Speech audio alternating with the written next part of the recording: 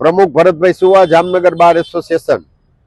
અગાઉ સૌરાષ્ટ્ર કચ્છમાં જે હાઈકોર્ટની સુવિધા રાજકોટ મુકામે આવેલ હતી તે સુવિધા 1960 થી બંધ કરી દેવામાં આવેલ છે। આજની તારીખે પણ ત્યાં રાજકોટમાં જે હાઈકોર્ટનું બિલ્ડિંગ હતું ત્યાં ઉપર સૌરાષ્ટ્ર હાઈકોર્ટનું બોર્ડ આજની તારીખે પણ મારેલું છે। આજે સમયની માંગ છે કે હાઈકોર્ટ સૌરાષ્ટ્રને પરત મળવી જોઈએ રાજકોટ મુકામે।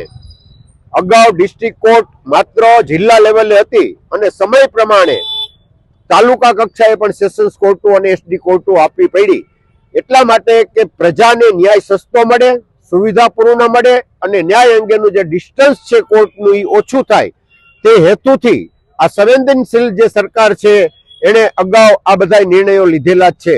અને સૌરાષ્ટ્રના વકીલો વર્ષોથી સમયાંતરે રાજકોટના હાઈકોર્ટ બેન્ચ મળે તે અંગેની લડાઈ ચાલુ જ છે। ગઈ તારીખ 25/7/2026 રોજ રાજકોટ બાર એસોસિએશનના આગેવાનોએ સૌરાષ્ટ્ર કચ્છના જિલ્લા બારના આગેવાનોને બોલાવી એક મિટિંગનું આયોજન કરેલ હતું અને એમાં આ માગણીને ફરી બુલંદ કરવામાં આવેલ છે કે રાજકોટમાં હાઈકોર્ટ બેન્ચ મળે તે અંગે સૌરાષ્ટ્ર કચ્છના વકીલોએ સંગઠિત થઈ અને એક સુરે અવાજ કરી અને પોતાની માગણી બુલંદ કરીને આ અંગેની લડાઈ લડવાની છે।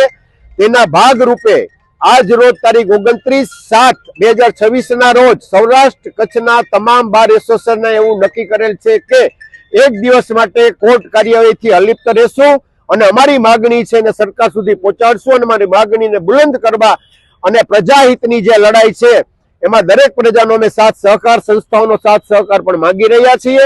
રાજકોટમાં સુવિધા હતી અને સુવિધા ફરી પાછી મળે। હાઈકોર્ટ બેન્ચ ઘણા બધા રાજ્યોની અંદર 2 જગ્યાએ 3 જગ્યાએ હાઈકોર્ટ ઉપલબ્ધ છે જ, તો ગુજરાતને શા માટે જે સુવિધા પહેલા હતી તે ફરી પાછી કેમ આપવામાં આવતી નથી?